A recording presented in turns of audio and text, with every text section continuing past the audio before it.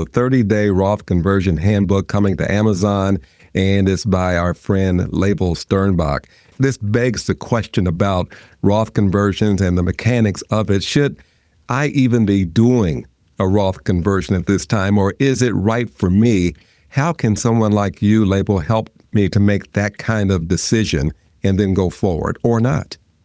So really, and this is what the book is about, right? The book is about helping you understand whether you should do a Roth conversion, and whether to do a Roth conversion. And then if you make the decision to do a Roth conversion, how do you do it in the best possible way? And when we say the best possible way, right, what we're talking about is, you've got different levers that you get to control. You get to control, what's on your tax return. You get to control when you do the Roth conversion. So how much you do this year, how much you do next year.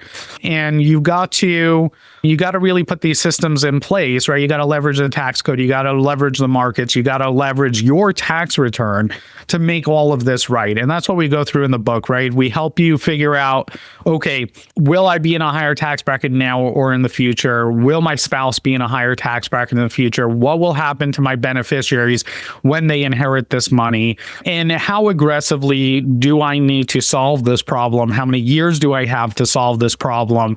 And then what are the tools that I have at my disposal to make it so that I can accelerate this Roth conversion as quickly as possible without paying a ton of money in taxes, right? Like, anyone can tell you go convert everything all at once, but that's that it's not smart, right? Like, as Warren Buffett says, right? In a rising tide lifts all ships.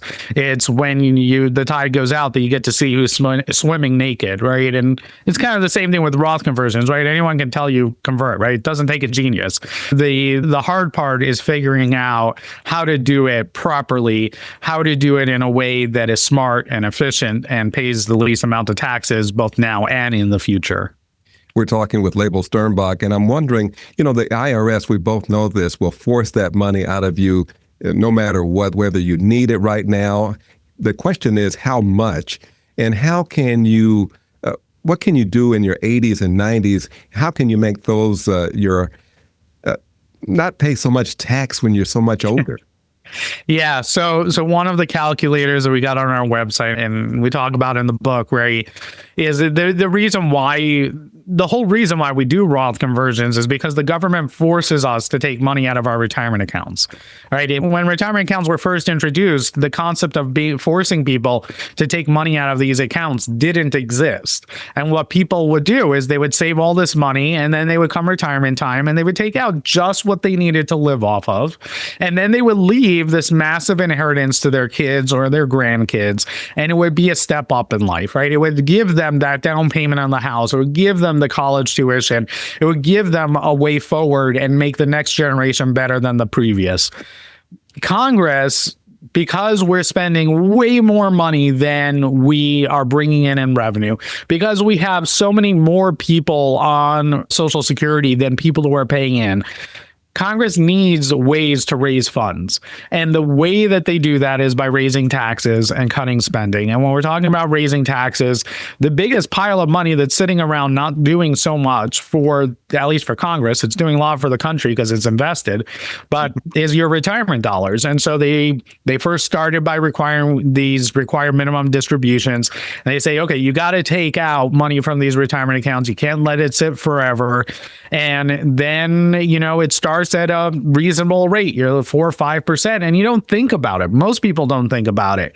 But then what happens is you get into your 80s and 90s, and the formula that they use, that the IRS requires that you use for how much money you have to take out of your retirement accounts, that formula is designed to drain your accounts while you're still alive.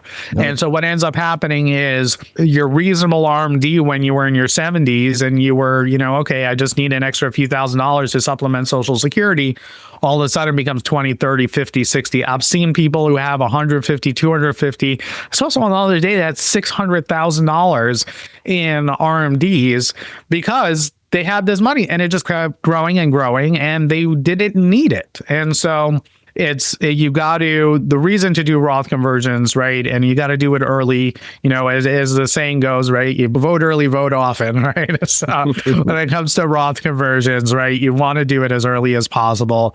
You want to do it as often as possible, but in a way that doesn't push you into a higher tax bracket, or make you ultimately pay more taxes than you would while you're still alive. It's interesting. What about, we talked about the high income earners. You talked about $600,000-$700,000. What about that retiree with low income? Why am I in a higher bracket than I expected, they would say? And could my safe CDs be causing it?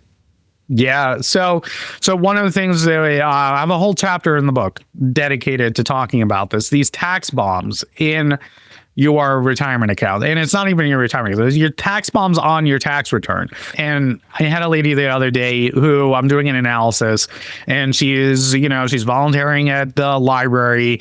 She's making like $12,000 a year or something. She's got her Social Security.